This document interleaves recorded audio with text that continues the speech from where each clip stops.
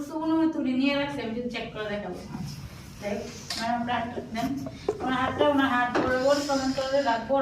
এই সাইডটাই রাখবো, এই সাইড না কিন্তু এই যে আমি কি করতেছি এটা তো বলতে হবে। এখন যে আমি প্রথমে হচ্ছে বিবি করতে ওনার যে বাতাসটা বের করে নিলাম, চেক করে নিলাম বিবি করতে। বাতাস বের করার সময় ওইখানে যে এটা চাবিটাকে কি বলে ম্যাডাম, ওটা লুজ করে রাখতে হবে তাই না?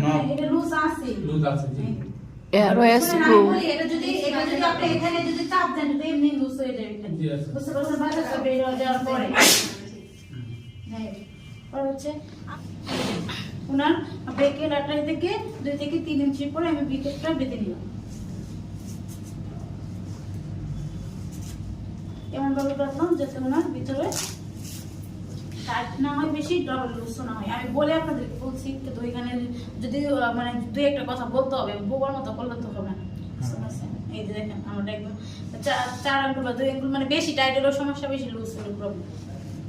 আঙ্গুল ঢুকে এরকম আমার দেখার সুবিধার্থে আমি ডায়াফ্রামটা ওনার মিটারটা উপরে রেখে দিলাম। ডায়ামিটার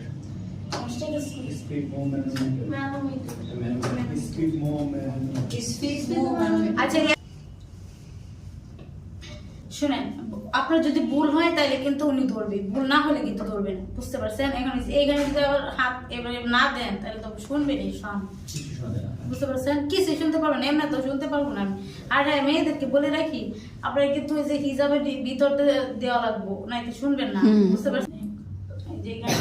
এই যে এইখানে এবার চাপ দিয়ে সুন্দর করে যেভাবে ধরলাম, দেখেন ধরার ওইটা দেখেন, এই দেখেন বাম হাতে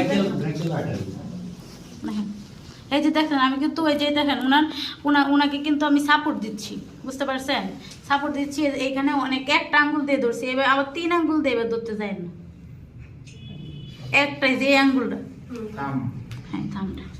এই দেখেন এখন এই দেখেন এটা হচ্ছে ফার্স্টে হচ্ছে আমি কিন্তু প্রথম যে হাওয়াটা করছি বের করছি তখন লুজ হয়ে গেছে, এখন আমি টাইট দিয়ে নিলাম।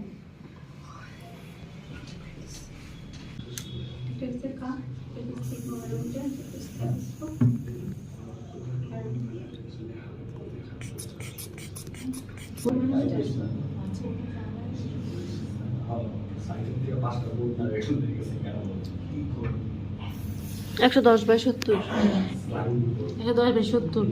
এটা হবে, কারণ আপনি অনেকক্ষণ ধরে বসে আছেন, খাওয়া দাওয়া করছিলেন, কমে যায় মনে হয়, বললাম না এরকম আছে। যাই হোক, এই যে ওনার পেশাটা দেখছি 110 by 70 আছে, যাই হোক এখন 110 by 70 মানে নর্মাল রেঞ্জের মধ্যে।